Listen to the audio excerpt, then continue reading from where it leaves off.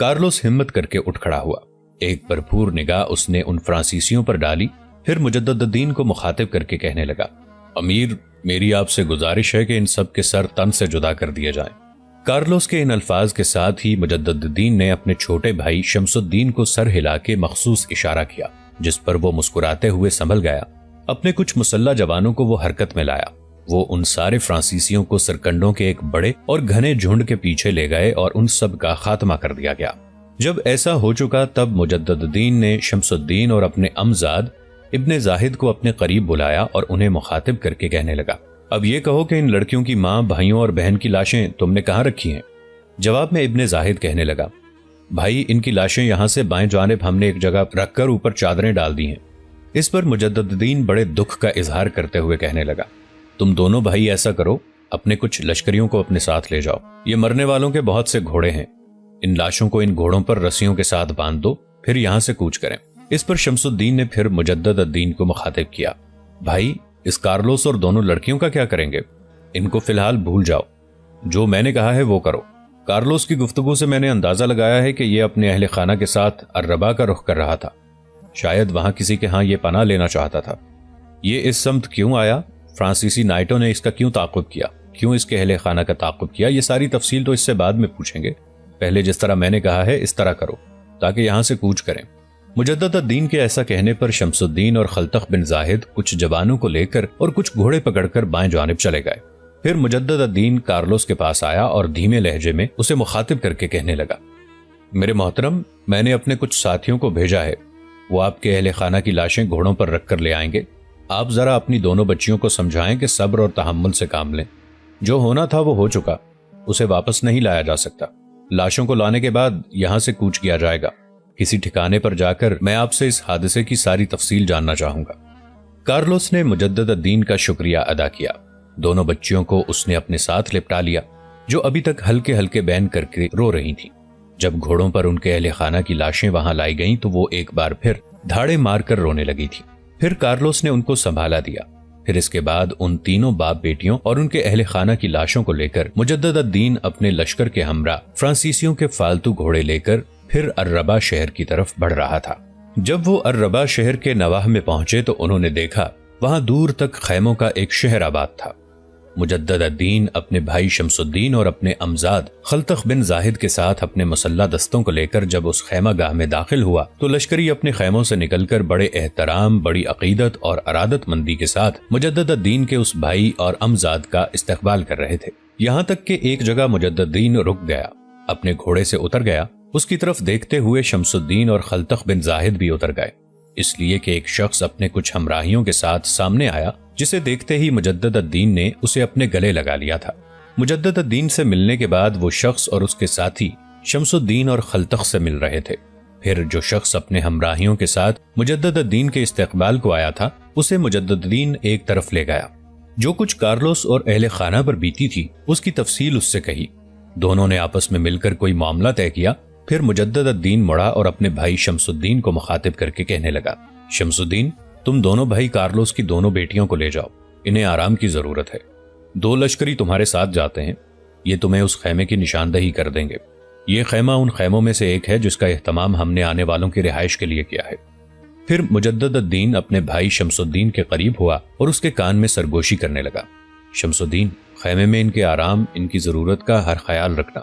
پھر ان سے یہ تفصیل بھی پوچھنا کہ فرانسیسی نائٹس نے کیوں ان کا استحصال کیا، کیوں ان کو نقصان پہنچایا۔ ان سے یہ بھی تفصیل جاننے کی کوشش کرنا کہ انہوں نے کن حالات میں فرانس سے نکل کر ان سرزمینوں کا رخ کیا، اور پھر وہ کون سے لوگ ہیں جن کے پاس یہ الربا میں قیام کرنا چاہتے ہیں۔ پوری تفصیل ان سے جاننا۔ پھر ساتھ ہی جو لشکری تمہارے ساتھ جائیں گے، میں نے انہیں ہدایت کر دی ہے کہ وہ طبیب کو بھی اس خیمے میں پہنچائیں جو عارضی مرہم پٹی ختم کر کے کارلوس کا صحیح علاج کر دے۔ میرے خیال میں اب تم جاؤ، میں تھوڑے سے امور پر لشکری معاملات طے کر کے پھر تم سے ملتا ہوں۔ اس کے ساتھ ہی مجدد الدین کے کہنے پر شمس الدین، خلتخ 2 لشکریوں کی رہنمائی میں کارلوس اور اس کی دونوں بیٹیوں کو اپنے ساتھ لے جا رہے تھے۔ وہ دونوں لشکری شمس الدین اور خلتخ کو ایک کافی بڑے خیمے کی طرف لے گئے۔ دونوں لشکریوں نے سہارا دے کر کارلوس کو نیچے اتارا، خیمے کے اندر لے کر گئے۔ مرسینا اور مشال دونوں بہنیں بھی اپنے گھوڑوں سے اتر کر خیمے میں داخل ہوئیں۔ خیمے میں کارلوس کو ایک بستر پر لٹانے کے بعد ان 2 لشکریوں میں سے ایک نے شمس الدین کو مخاطب کیا، محترم شمس الدین، یہ خیمہ امیر مجدد الدین کے لیے نصب کیا گیا تھا اور انہی کے حکم پر ان مہمانوں کو یہاں لایا گیا ہے۔ اس خیمے کے اندر ضرورت کی ہر شے موجود ہے۔ آپ لوگ یہاں بیٹھے، میں طبیب کو بلا کر یہاں لاتا ہوں، اس لیے کہ امیر مجدد الدین نے یہ حکم دیا تھا۔ دونوں لشکری باہر نکل گئے۔ اس موقع پر بڑی شفقت سے شمس الدین نے مرسینہ اور مشال کو مخاطب کیا۔ میری دونوں بہنوں، میں دیکھتا ہوں تم ابھی تک فکر مند اور پریشان ہو۔ دیکھو جو کچھ ہوا سو ہوا، اب تم یہاں محفوظ ہو، کوئی ٹیڑھی نگاہ کر کے بھی تمہاری طرف نہیں دیکھ سکتا۔ یہاں بیٹھو، آرام سے بیٹھو۔ جہاں تک تمہارے باپ کا تعلق ہے تو یہ بالکل ٹھیک ہو جائے گا، پھر تم لوگ اپنی نئی زندگی کی ابتدا کرنا۔ شمس الدین کے ان الفاظ سے مرسینہ اور مشال کو کچھ آسودگی ہوئی۔ وہ اپنے باپ کے پاس بستر پر بیٹھ گئی تھیں۔ تھوڑی دیر بعد وہ لشکری پھر آئے، ان کے ساتھ طبیب بھی تھا۔ خیمے میں داخل ہونے کے بعد طبیب بڑے پرجوش انداز میں شمس الدین اور خلتخ سے ملا۔ پھر ان دونوں کے کہنے پر اس نے کارلوس کے زخموں کا جائزہ لیا۔ پہلی عارضی پٹیاں اس نے اتار دیں، زخم صاف کیے، پھر زخموں پر مرہم لگا کر اس نے پٹیاں باندھی تھیں۔ اپنا کام ختم کرنے کے بعد اس نے شمس الدین اور خلتخ کی طرف دیکھتے ہوئے کہنا شروع کیا، زخم خطرناک نہیں ہیں، تینوں کے زخم ہیں، بہت جلد ٹھیک ہو جائیں گے، فکر مند ہونے کی ضرورت نہیں۔ میں اب جاتا ہوں اور دن میں ایک بار آ کے زخم دیکھتا رہوں گا اور پٹیاں بدلتا رہوں گا۔ مجھے امید ہے کہ ہفتے تک بالکل ٹھیک ہو جائیں گے۔ اس کے ساتھ ہی طبیب وہاں سے اٹھ کر چلا گیا۔ شمس الدین اور خلتخ بھی کارلوس کے پاس بیٹھ گئے۔ پھر شمس الدین نے کارلوس کو مخاطب کیا، اب آپ کیسا محسوس کر رہے ہیں؟ کارلوس کے چہرے پر تھوڑا سا تبسم نمودار ہوا۔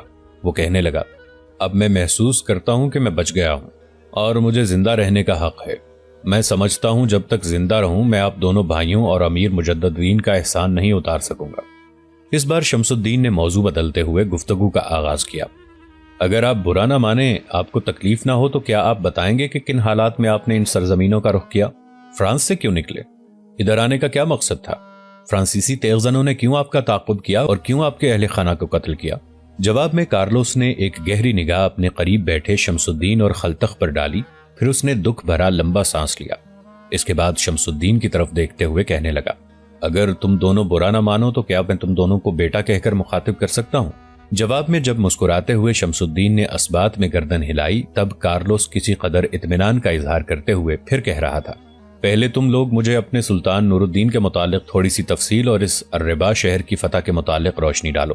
اس کے بعد میں تمہیں اپنے پورے حالات سناؤں گا، اس لیے کہ ہمارا فرانس سے نکلنا اور ان سرزمینوں کی طرف آنا الربا کی فتح سے تعلق رکھتا ہے، اسی شہر سے ہماری داستان کا رابطہ ہے۔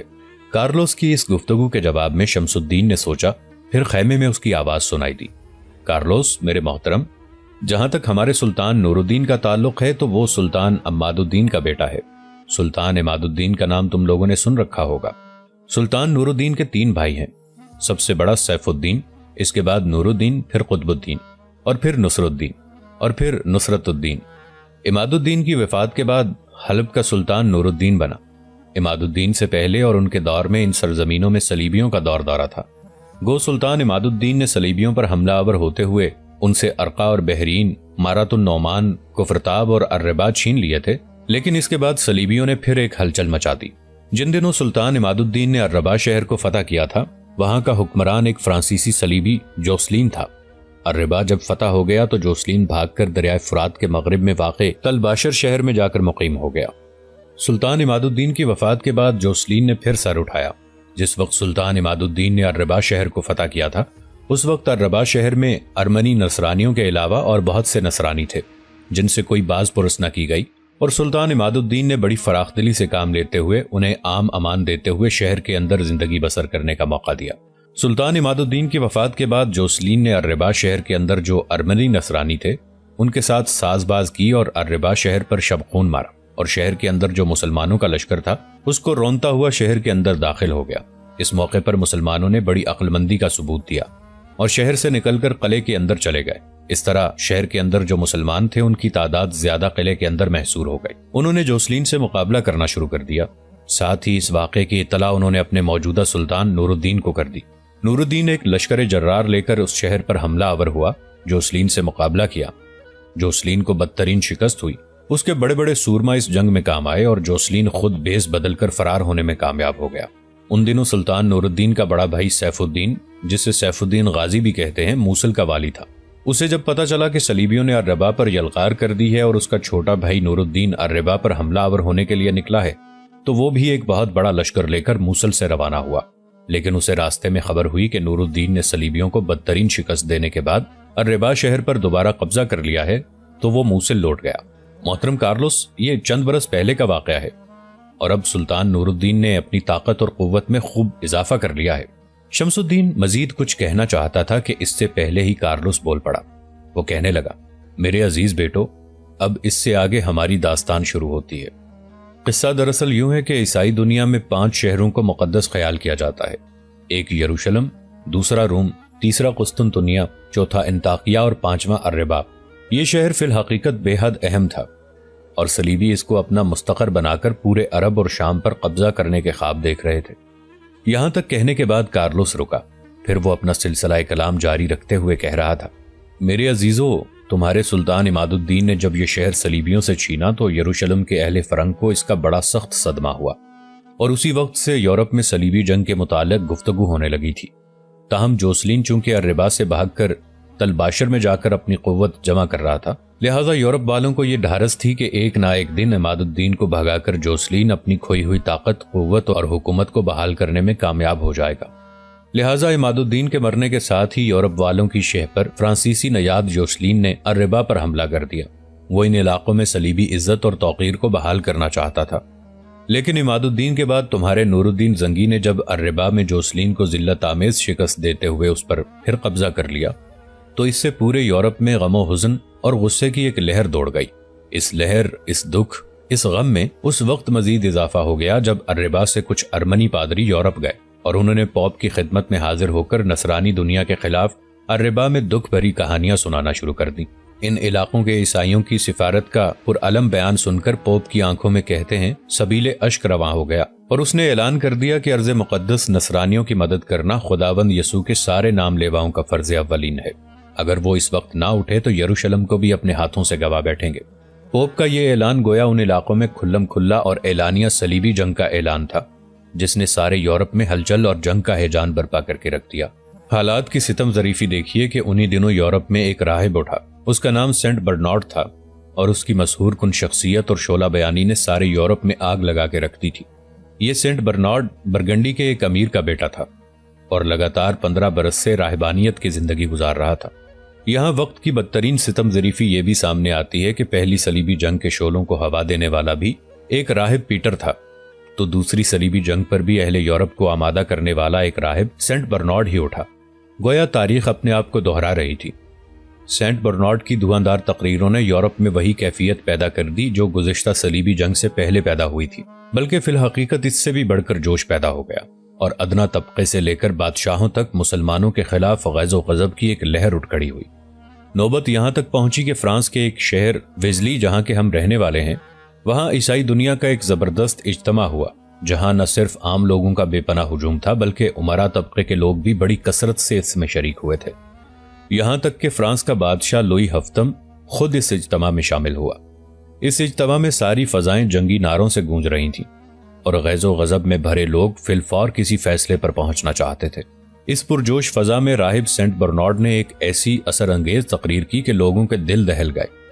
خود فرانس کے بادشاہ نے آگے بڑھ کر سینٹ برنارڈ کے ہاتھوں سے صلیب لی اور تمام مجمع کے سامنے صلیب کو اپنے سینے سے لگا کر اعلان کیا کہ وہ صلیبی جنگ میں ضرور حصہ لے گا۔ اب لوگوں کے جوش و خروش کی انتہا نہ رہی، سب نے اعلان کیا کہ وہ ضرور صلیب کی سربلندی کی خاطر اپنی جانیں قربان کر دیں گے۔ ویزلی کی کانفرنس کے بعد گاؤں کے گاؤں اور شہر کے شہر خالی ہونا شروع ہو گئے، سوائے اپاہجوں اور بیواؤں اور یتیموں کے وہاں کوئی متنفس نظر نہ آیا۔ باقی سب لوگ صلیب برداروں میں شامل ہو گئے۔ جن لوگوں نے ہتھیار اٹھانے سے گریز کیا، صلیب برداروں نے ان کو غیرت دلانے کے لیے چرخے اور تکلے بھیجے۔ ویزلی کی کانفرنس سے فارغ ہونے کے بعد راہب سینٹ برنارڈ نے جرمنی کا رخ کیا اور جرمنی کے بادشاہ برکانڈ کو صلیبی جنگ میں شامل ہونے کی ترغیب دی۔ پہلے تو جرمنی کے بادشاہ نے سرد مہری سے کام لیا، لیکن جب ایک دن راہب برنارڈ نے اس کے سامنے ایک انتہائی مؤثر اور دردناک تقریر کی تو اس کا دل پگھل گیا اور اس نے فوراً راہب برنارڈ سے صلیب لے کر صلیبی جنگ میں شریک ہونے کا اعلان کر دیا۔ ان دو طاقتور یورپی بادشاہوں کے علاوہ امراء کے طبقے کے بے شمار سرداروں نے اپنے طور پر صلیبی جنگ کے لیے زبردست تیاریاں کی، یہاں تک کہ جرمنی اور فرانس نے کونے کونے سے صلیبی جنونیوں کا سیلاب امٹ پڑا۔ ان سب پر مستضاد نیزے، ڈھالوں، تلواروں سے مسلح صلیب والی عورتوں کی ایک فوج تھی جس کی قیادت فرانس کے بادشاہ لوئی کی ملکہ ایلس کر رہی تھی۔ جرمنی کا بادشاہ کانڈ اور فرانس کا بادشاہ لوئی اپنی سلطنتوں کے انتظامات کے لیے نائب مقرر کرنے کے بعد آزمودہ کار جنگجوؤں کے جرار لشکر لے کر قسطنطنیہ کی طرف روانہ ہوئے۔ اس لشکر کی تعداد 9 لاکھ کے لگ بھگ تھی اور ان میں 50,000 عورتوں کا بھی ایک لشکر شامل تھا۔ اب یورپ سے نکل کر یہ لشکر اس وقت قسطنطنیہ میں قیام کیے ہوئے تھا۔ میرے بچوں، ہماری بدقسمتی کہ میں بھی اپنے اہل خانہ کے ساتھ لوئی کے ایک لشکر میں شامل ہو گیا۔ مدعا صلیبی جنگ میں حصہ لینا نہیں تھا بلکہ اپنے بھائی کے پاس آنا تھا۔ میرے بھائی کا نام سمرون ہے۔ کچھ عرصہ پہلے وہ یروشلم کی زیارت کے لیے آیا تھا، پھر وہ اربا شہر میں آ کر آباد ہو گیا، واپس فرانس نہیں گیا۔ اس کے متعلق خبریں ملتی رہیں۔ آخری خبر جو مجھے ملی وہ یہ تھی کہ کچھ عرصہ اس نے یروشلم میں قیام کیا، پھر اس نے اربا میں آ کر مستقل رہائش کر لی۔ وہ گھر کے 3 افراد ہیں، ایک میرا بھائی سمرون، دوسری اس کی بیوی ازبل اور تیسری ان کی بیٹی جمارہ۔ ہمارا ارادہ تھا کہ صلیبیوں کے لشکر کے ساتھ سفر کرتے ہوئے ہم بھی ان سرزمینوں میں داخل ہو جائیں گے۔ صلیبی جب اپنی جنگوں کی ابتدا کریں گے تو ہم وہاں سے نکل کر اربا میں اپنے بھائی کے پاس چلے جائیں گے۔ مگر عزیزو، اس لشکر میں رہتے ہوئے یوں جانو ہماری بدقسمتی کی ابتدا ہو گئی۔ صلیبیوں کے 9 لاکھ کے لشکر میں جو عورتوں کا 50,000 کا لشکر تھا، اس میں یورپ کی مانی ہوئی اوباش، بدماش، فاحشہ اور بے آبرو عورتیں بھی شامل تھیں۔ ان کے علاوہ کچھ انتہائی سرکردہ عورتیں تھیں۔ ان میں پہلی فرانس کے بادشاہ لوئی کی بیوی ملکہ ایلس، دوسری کا نام کاؤنٹ ٹولوس، تیسری کا نام کاؤنٹ بلوئس، چوتھی کا نام ٹام کیولری، پانچویں کا نام مورائل کاؤنٹی، چھٹی کا نام ڈریس آف بولٹن اور ساتویں کا نام سبیلے ہے۔ عورتوں کا لشکر بھی ان 7 سربراہ قسم کی عورتوں نے تیار کیا۔ یورپ سے اسی قدر لشکر جس کی تعداد 9 لاکھ کے قریب تھی، وہ ان عورتوں کی وجہ سے بھی جمع ہو گیا تھا، اس لیے کہ لوگ ان یورپ کی حسین ترین عورتوں کے ساتھ داد عیش دینا چاہتے تھے۔ ان 7 حور شمائل اور بلند مرتبہ عورتوں نے خود شرم و حیا کی تمام حدود کو توڑ دیا۔ نہ صرف یہ کہ انہوں نے لشکر میں شامل دیگر عورتوں کو شہوت رانی اور بدکاری پر آمادہ کیا، بلکہ خود بھی اس گناہ میں سب سے بازی لے گئیں۔ دراصل اس لشکر میں جو سب سے بری بات تھی وہ کچھ یوں تھی کہ 9 لاکھ کے صلیبی لشکر میں جو 50,000 عورتوں کا لشکر شامل ہوا تھا، اس میں بے شمار فاحشہ اور بے آبرو عورتیں بھی شامل تھیں۔ اکثر اوباش نوجوانوں کو ان عورتوں کی موجودگی نے ہی جنگ میں حصہ لینے کی ترغیب دی۔ فی الحقیقت ان عورتوں کی وجہ سے صلیبی لشکر میں بدکاری اور غم بازاری ایسی ہوئی کہ شیطان بھی پناہ مانگنے لگا، اور یہ ساری بدکاری ملکہ ایلز اور دوسری اس کی ہمنوا 6 سرکردہ عورتوں کی وجہ سے شروع ہوئی۔ فرانس کے بادشاہ لوئی کی بیوی ایلز انتہا درجے کی فاحشہ اور بدکردار عورت تھی۔ اس کی بدکرداری کی وجہ سے فرانس کے شہنشاہ لوئی نے اسے طلاق دے دی اور اس طلاق لینے کے بعد انگلستان کے بادشاہ ہنری دوم سے شادی رچائی۔ پھر اس کے بدن سے رچرڈ پیدا ہوا جس نے تیسری صلیبی جنگ میں سلطان صلاح الدین ایوبی کے خلاف بڑھ چڑھ کر حصہ لیا۔ یہاں کارلوس رکا اور پھر شمس الدین اور خلتخ کو مخاطب کرتے ہوئے کہنے لگا، میرے عزیز بیٹو، میرے خاندان کی بدبختی کچھ اس طرح شروع ہوئی کہ 9 لاکھ کے اس صلیبی لشکر میں اندلس کے شہر تلیلہ کا والی اور صلیبی جنگجو بھی اپنی والدہ کے ساتھ شامل تھا۔ فنش نام کا یہ نوجوان جنگجو تھا، خوبصورت لڑکیوں کا بڑا شیدائی اور رسیا تھا۔ اس نے لشکر میں کہیں میری بیٹی مرسینہ اور میری بیٹی جو مر چکی ہے اس کو دیکھ لیا تھا اور تہیا کر لیا تھا کہ ان دونوں کو حاصل کرے گا اور انہیں بے آبرو کر کے رہے گا۔ اس مقصد کے لیے اس نے فرانس کی ملکہ ایلس سے رابطہ قائم کیا۔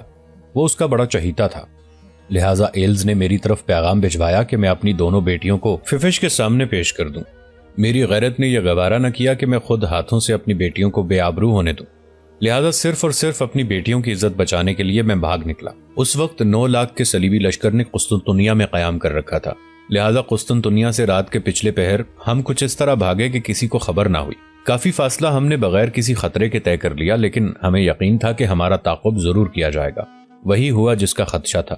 آخر وہ فرانسیسی صلیبی نائٹ جن کا تم لوگوں نے خاتمہ کیا وہ ہمارے تعاقب میں لگ گئے۔ ہمیں امید تھی کہ ہم مسلمانوں کے علاقوں کے قریب پہنچ چکے ہیں، لہٰذا بچ جائیں گے، لیکن وہ ان علاقوں میں بھی گھس آئے۔ آگے آگے بھاگتے ہوئے ہم خوفزدگی کی حالت میں اربا کی طرف جانے کے بجائے راستہ بھٹک گئے اور اس نالے کے کنارے سرکنڈوں میں جا گھسے جہاں تم لوگوں سے ہماری ملاقات ہوئی۔ اس کے بعد جو کچھ ہوا میرے عزیزو تم لوگوں کو خبر ہے۔ کارلوس جب خاموش ہوا تو شمس الدین نے اسے مخاطب کیا، محترم کارلوس، آپ بالکل مطمئن رہیں، میں ابھی تھوڑی دیر تک بھائی سے جا کر بات کروں گا۔ اربا شہر کے رہنے والے کچھ لوگوں سے ہم رابطہ قائم کریں گے اور آپ کے بھائی کو تلاش کریں گے کہ وہ شہر کے اندر کہاں رہتا ہے، پھر آپ کو باعزت طور پر آپ کے بھائی کے گھر میں منتقل کر دیا جائے گا۔ شمس الدین کی اس گفتگو کا جواب کارلوس دینا ہی چاہتا تھا کہ اس بار مرسینہ شمس الدین کو مخاطب کرتے ہوئے بول اٹھی، بھائی شمس الدین، اگر تم دونوں بھائی برا نہ مانو تو میں ایک بات کہوں۔ شمس الدین کی بجائے خلتخ بول پڑا اور مرسینہ کو مخاطب کر کے کہنے لگا، میری عزیز بہن، ہم دونوں کو بھائی بھی کہتی ہو اور ساتھ یہ بات بھی چسپاں کرتی ہو کہ ہم برا تو نہیں منائیں گے۔